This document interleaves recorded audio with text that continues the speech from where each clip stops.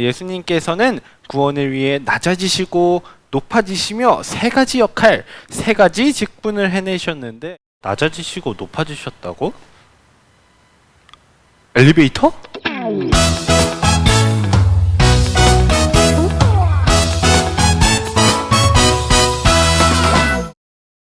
맞습니다. 예수님께서는 구원을 위해 세 가지 직분을 맡으실 때 낮아지시고 높아지셨어요. 오늘은 낮아지심과 높아지심에 대해 배워보겠습니다. 소율이 문답 27문이에요. 그리스도의 낮아지심이 어떠한가? 그리스도의 낮아지심은 곧 그의 강생하심인데 또한 비천한 지위에 나셔서 율법 아래 복종하시고 금생의 여러 가지 비참함과 하나님의 진노하심과 십자가에서 저주의 죽음을 받으시고 묻히셔서 얼마 동안 죽음의 권세 아래 거하신 것이다. 예수님께서는 우리의 구원을 위해 낮아지셨습니다. 낮아지셨다는 게 뭐 아랫동네로 가신다거나 뭐 땅밑을 파고 들어가신다거나 이런 말이 아니에요. 낮아지셨다는 건 높으신 예수님께서 스스로를 낮추셨다는 겁니다. 그렇다면 예수님은 무엇을 하셨기에 낮아지신 걸까요? 예수님께서 하신 낮아지신 일은 사람의 몸으로 오신 겁니다. 소율이 문답에선 이것을 강생하심이라고 말해요. 강생하셨다는 건 하나님이신 예수님께서 사람이 되신 그 일을 말하는 겁니다. 예수님께서는 우리의 구원을 위해 사람의 몸으로 오셨어요. 그것이 예수님께서 하신 낮아지신 일입니다.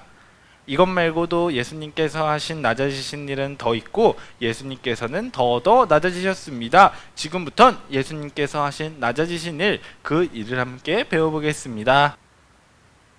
예수님께서는 사람이 되셨는데 그 사람이 되실 때에도 낮은 사람들 중에서 더 낮은 사람이 되셨습니다. 그리고 하나님의 규칙, 하나님의 율법을 전하셨던 분이시지만 한 사람으로 오셨을 때 예수님께서는 그 율법들, 하나님의 말씀을 지키는 의무를 감당하셨습니다.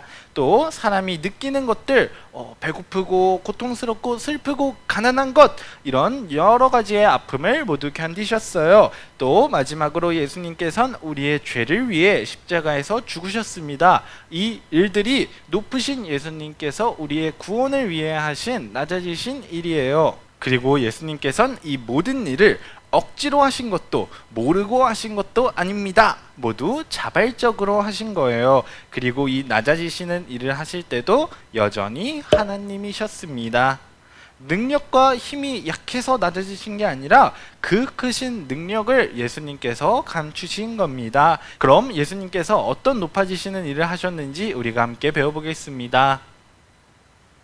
그리스도의 높아지심이 어떠한가? 그리스도의 높아지심은 사흘 만에 죽은 가운데에서 다시 살아나신 것과 하늘로 올라가신 것과 하나님 아버지의 우편에 앉아 계신 것과 마지막 날에 세상을 심판하러 오시는 것이다.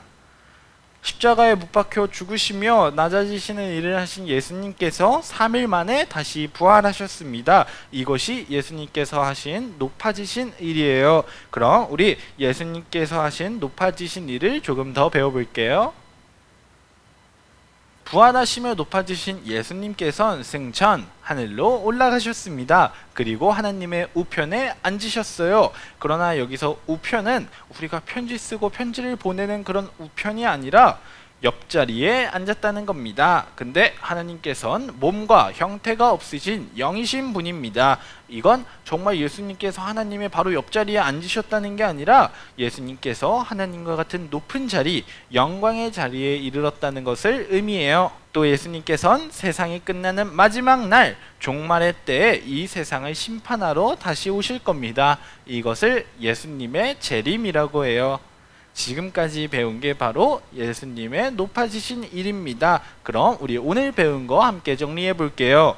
예수님께서는 우리를 구원하시기 위해 낮아지시고 높아지시는 일을 하셨는데 낮아지신 일은 높으신 하나님이신 예수님께서 사람의 몸으로 이 땅에 오신 것과 그중 우리가 보기에도 더 낮은 사람으로 오신 것, 그리고 하나님의 율법을 지키시고 모든 아픔을 겪으시며 십자가에 못 박혀 죽으신 일입니다. 그리고 높아지신 일은 다시 부활하시고 하늘로 올라가시며 하나님과 같은 영광의 자리에 이르시고 아니고 이 세상 마지막 날에 우리를 심판하시기 위해 다시 이 땅에 오신다는 거예요. 그리고 제일 중요한 것, 예수님께서 낮아지셨을 때도 사람이시며 하나님이셨고 영광과 능력을 조금도 잃지 않으셨습니다. 능력을 감추신 거예요. 그럼 오늘 나눈 소요리 문답 27문과 28문 큰 소리로 읽고 끝내겠습니다.